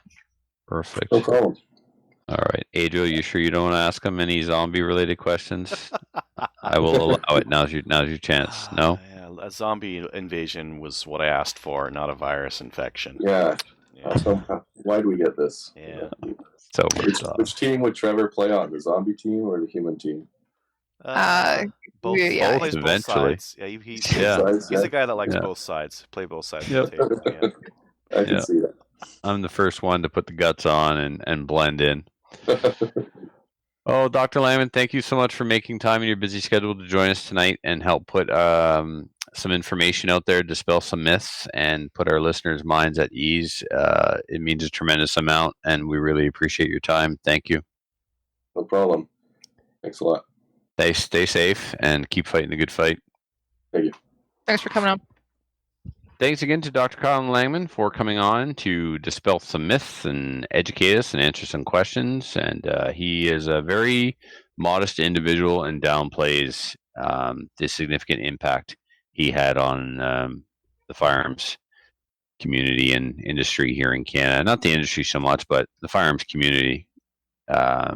Just super guy, and the fact that he was able to make himself available to us is phenomenal because he is a busy man. So thank you again. I Very really busy. Yep. appreciate it.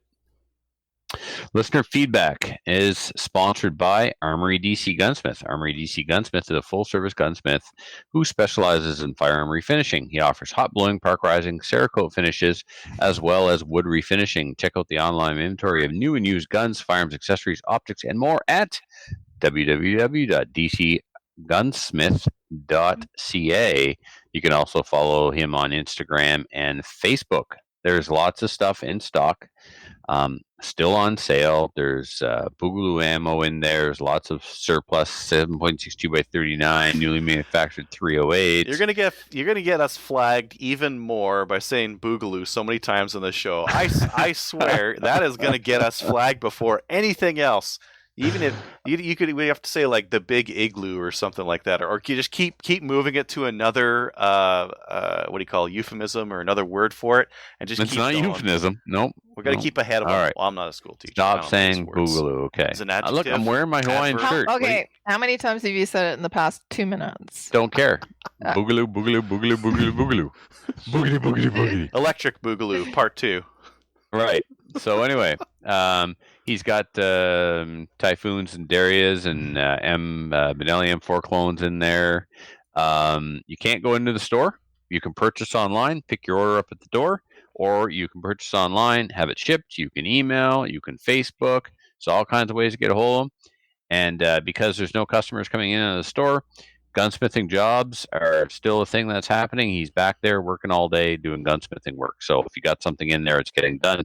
If you want to ship something, Canada Post is still shipping. So you can ship your gun there and get it worked on and have it shipped back. So the first one, Kelly would like to read this. No, It's I from don't, Spencer actually. the Whale. All right, No, then, I'm Adriel, gonna- take it I'm gonna- away.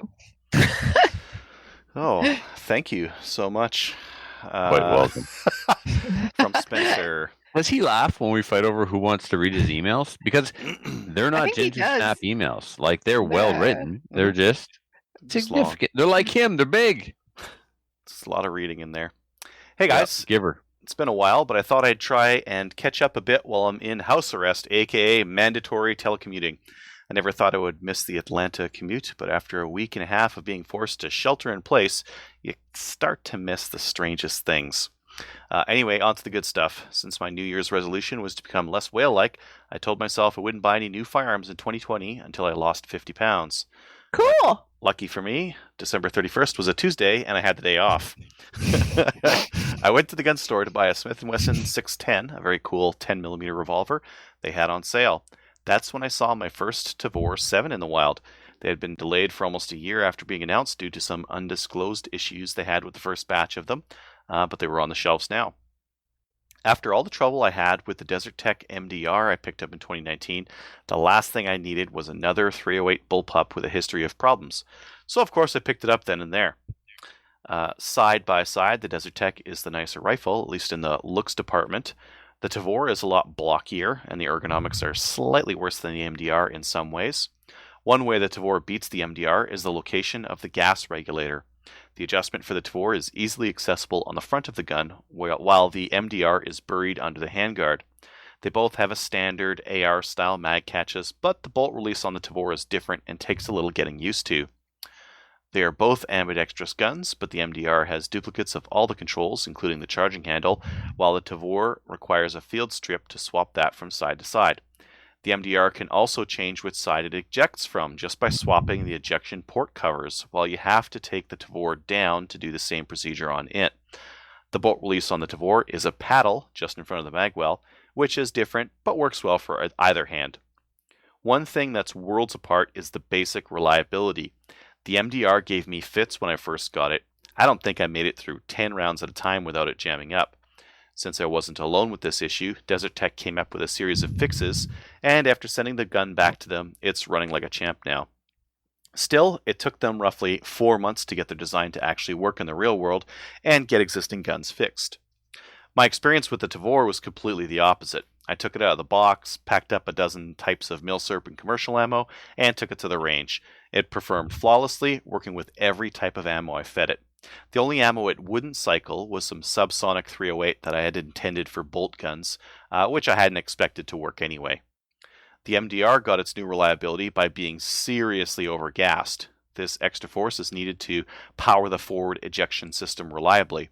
Unfortunately, this makes it a problem with a suppressor since the gas literally pours out of every joint with each shot, even on the suppressor setting.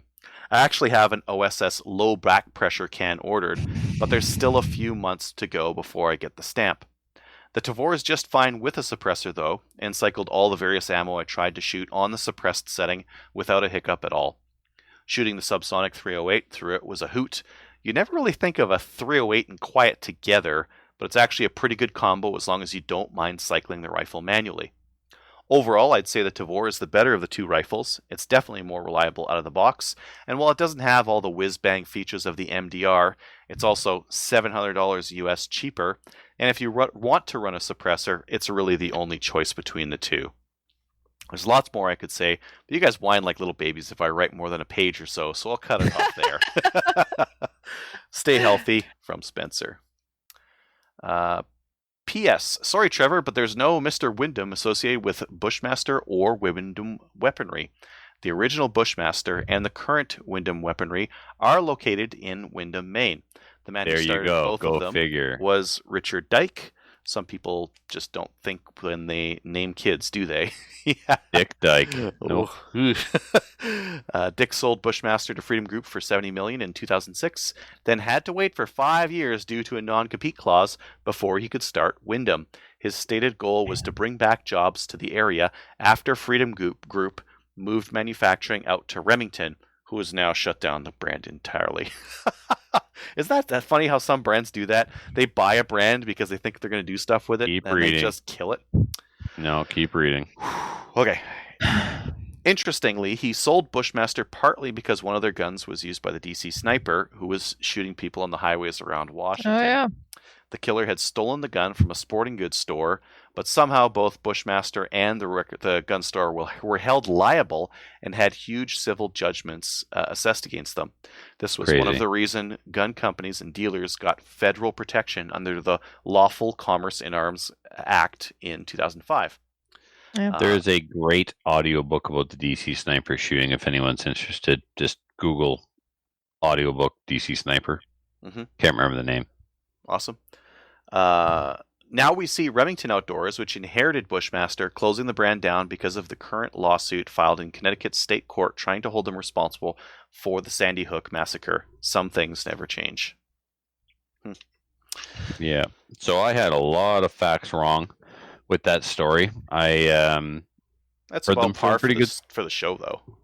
Yeah, well, people expect that. I mean, I repeated what I was told from a very good source, someone who actually sells Wyndham.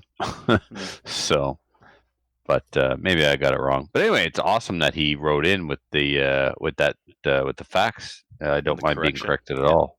We should put corrections at the start of the show. These are the corrections from our preceding show. Here's what we said wrong. Editorial note. These are the things we got wrong last week. God, it would take more time than what I did this week in guns.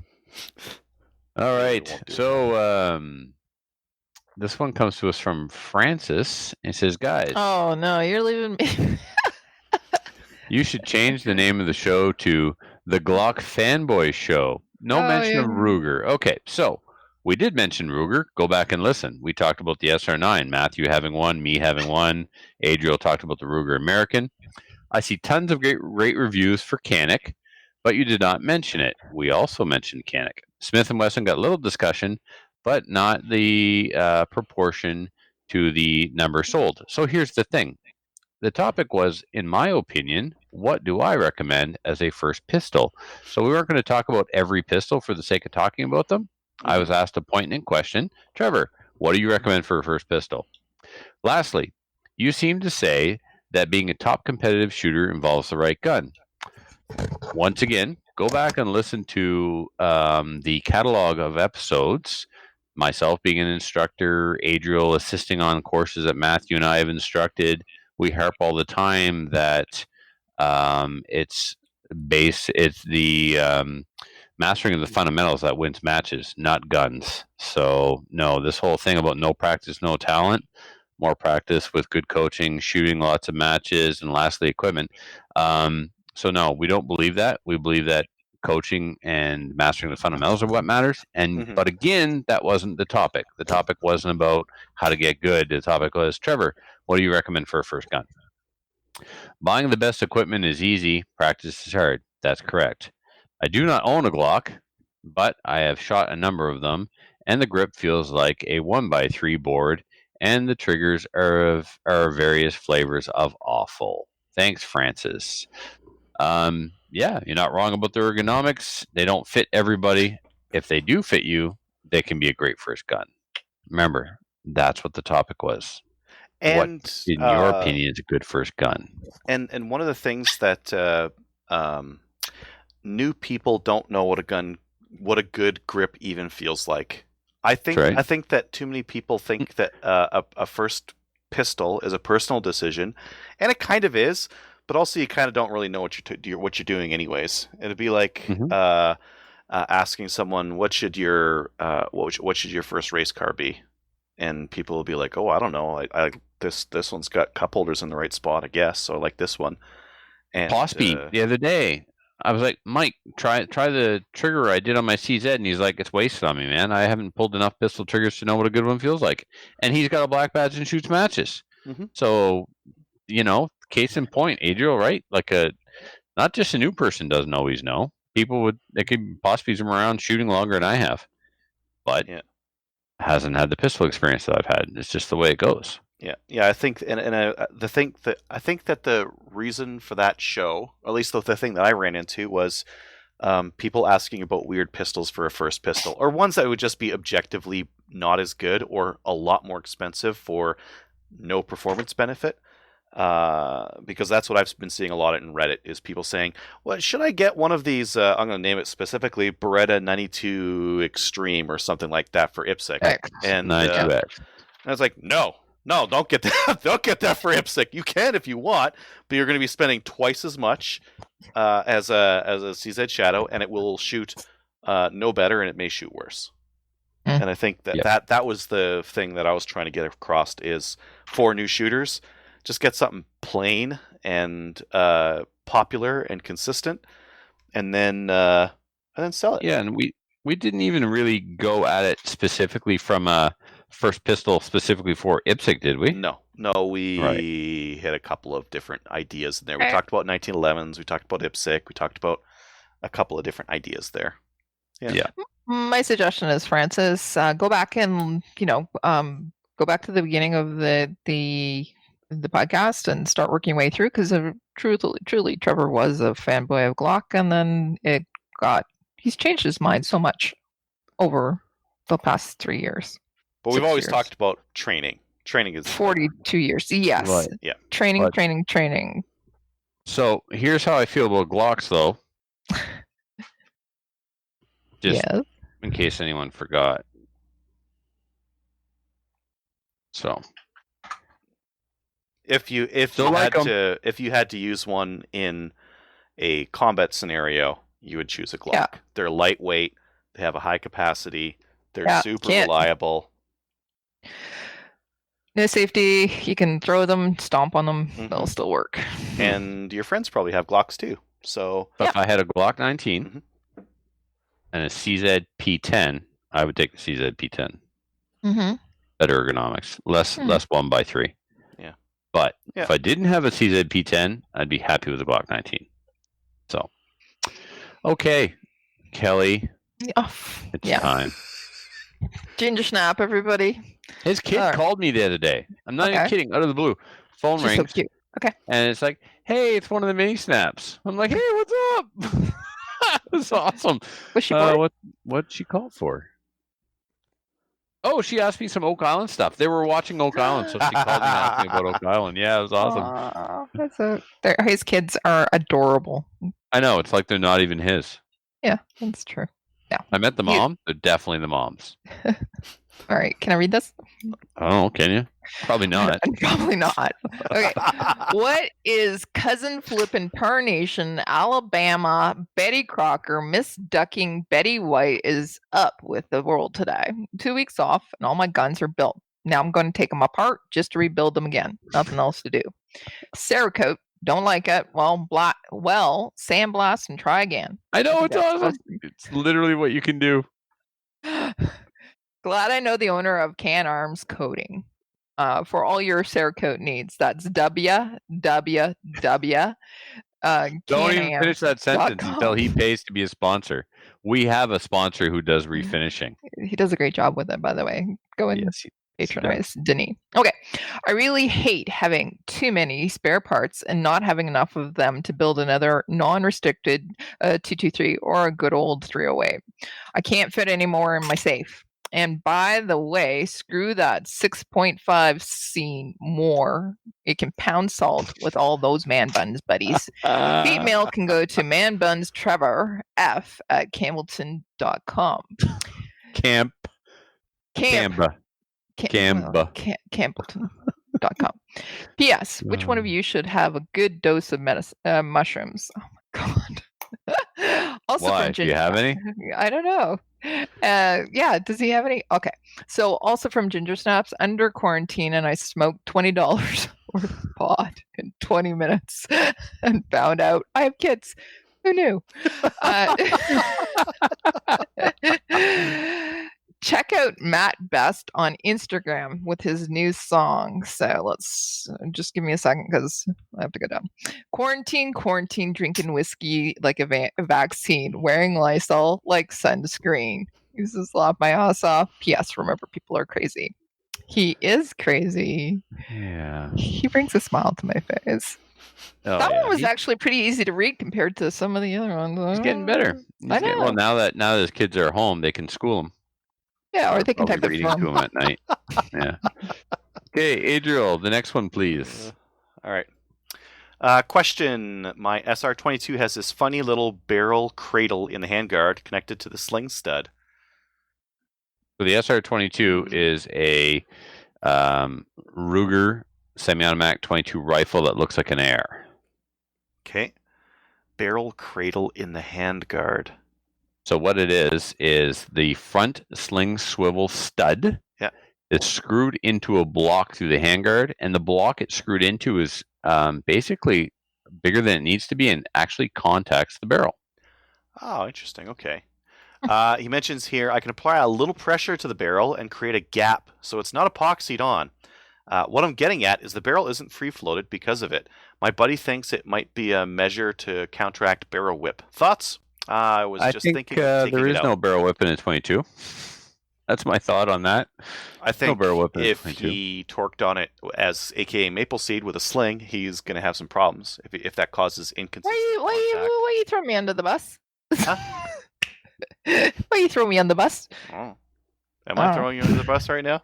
AKA I didn't think so. No, I'm saying if he runs a sling on that thing and he pulls on it and that okay, the rest of the world understood. I know, I understood too. Go ahead. But he's pulling down.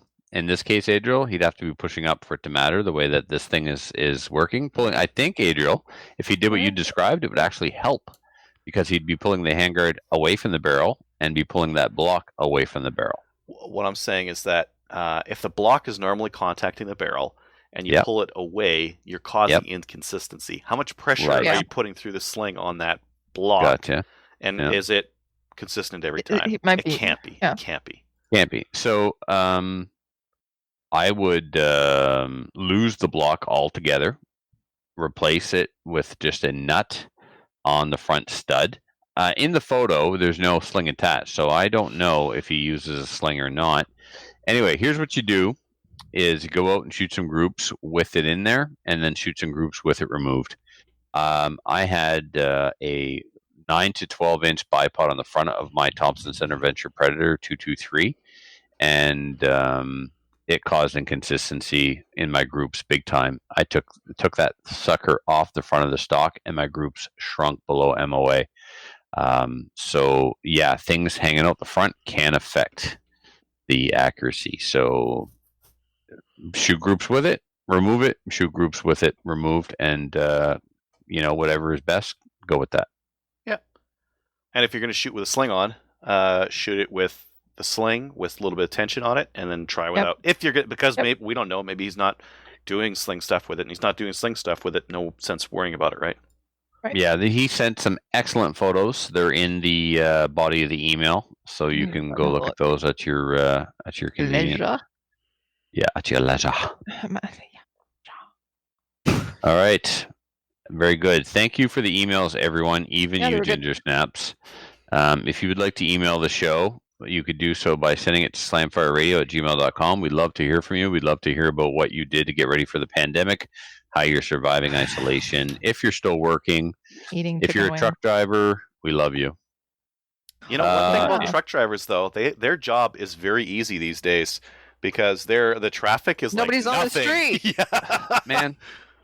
So I saw drone footage this morning or yesterday of Toronto, and it looks Yeah. like a ghost town. I know, right? You go in Campbellton right now, and it looks like business as usual. These people are just don't care. There's way too much traffic around Campbellton for a town that's supposed to be in emergency measures shutdown. There's a little different.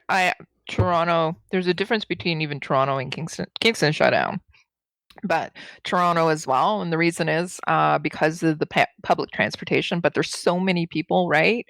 That people are starting. That's why. Question: What? Is public transportation in either of those cities closed? Yeah, I don't know if.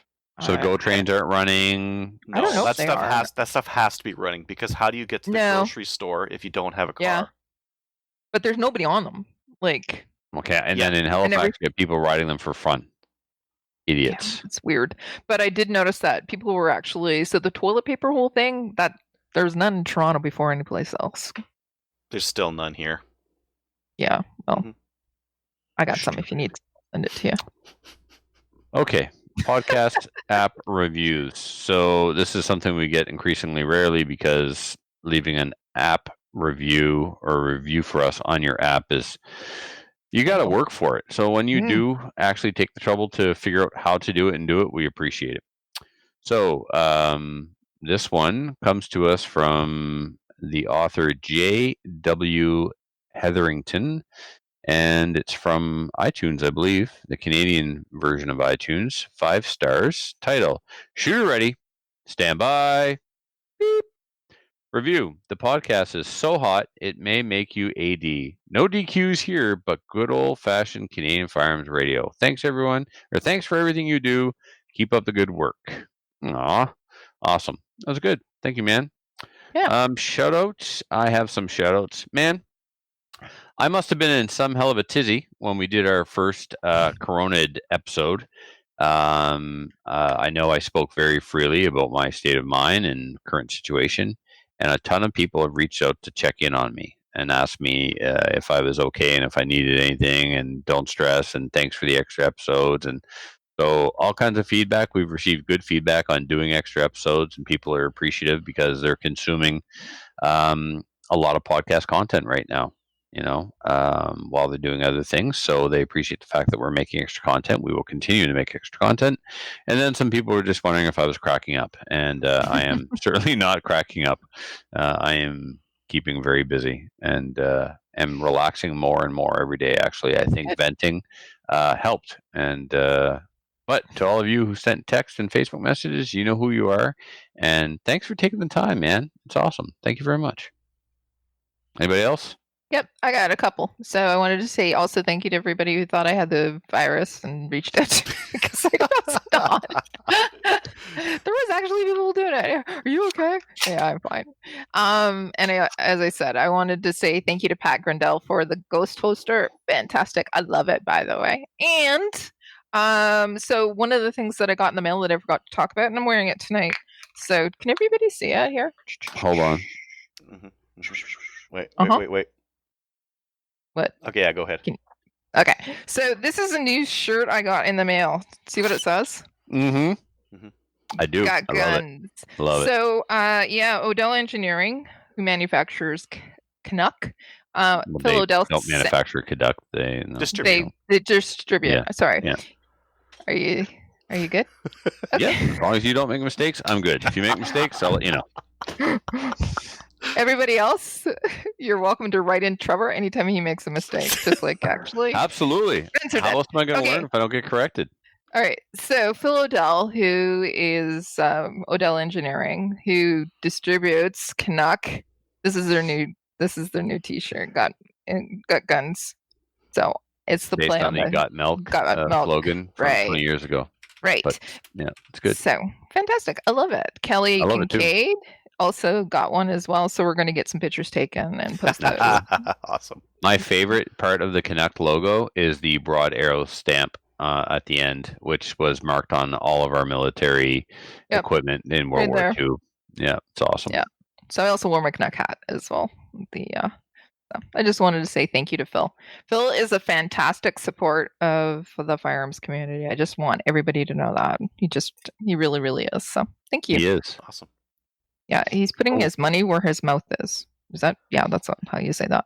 Yep, exactly. Yep. Okay. You guys had people like reaching out to you, wondering about you guys, and like worried. And I had video gamers reaching out to me, like, "Hey, you want to play that video game?" I had a couple of people reach out, like, "Yeah, you should. Have you thought about streaming?" It's like, "No, I suck." I'm like, "I'm awful. No one wants to watch me wander out into the middle of the field and get wasted right away." And just like, that's what they want to see. Which is exactly what happened. So glad I spent 15 minutes setting up this loadout just so I could like walk out and get domed in like 5 minutes of gameplay. I'll tell you what. I'll stream one of my matches one of these nights here, and it's going to be hilariously bad. All right. Oh, we'll do it when I'm on there too, and it'll be even worse. Like, remember the last console I owned was a PS2 10 years ago. And before that, it was a PS1 when they first came out. Yeah, man, I gamed quite a bit when I had my PS1, but I'm learning so much about you. You're such a total geek. You know that. Oh, yeah? You know I'm a nerd? Come on. Oh, well, I know, but now, like, RC, you're gamer. Oak Island. Yeah, Oak Island, yeah. We got to get you started on Counter-Strike first, and then we'll move to this, I think. I think that's the play. Okay. All right. Oh, what about that pub one? PUBG or whatever. That's a good one, too. That's very similar to this one.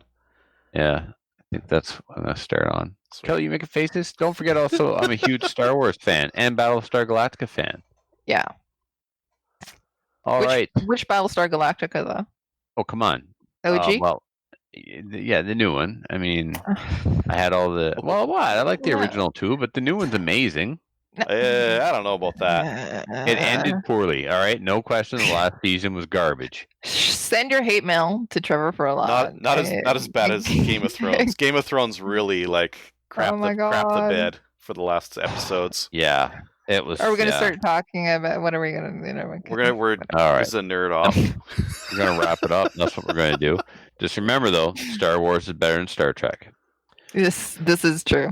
All right, so Patreonies, no new ones this week, but please feel free to continue to become a new Patreonie and continue to support us. You can do so by going to www.patreon.com/Slamfire Radio. We're going to be revamping our award system. The model we had previously of doing one bonus episode a month with a guest just didn't pan out because we couldn't get guests. So we're open to suggestions. If you'd like to send us some ideas of what we could do to create extra content for our Patreonies, send us an email. We'd love to hear from you. Something else you can do to support the show is if you're going to Cabela's, go to our website first and click on the link on your way to Cabela's, because every time you do that, we get a few pennies off your sales, and that also helps pay the bills at Slamfire Radio. Buy lots of ammo. Until next week, everybody, please join the CCFR. Check us out on Gun Owners of Canada and like us on Facebook. We're up to 2,378, which I am told is more than a certain orphanage in Ethiopia. So, winning on all fronts. Very nice. Until next week, everybody, stay home. So if you have any comments or questions for the show, please send an email to slamfireradio@gmail.com. Now go grab a gun and shoot something. When the talking is over, it's time to get a gun.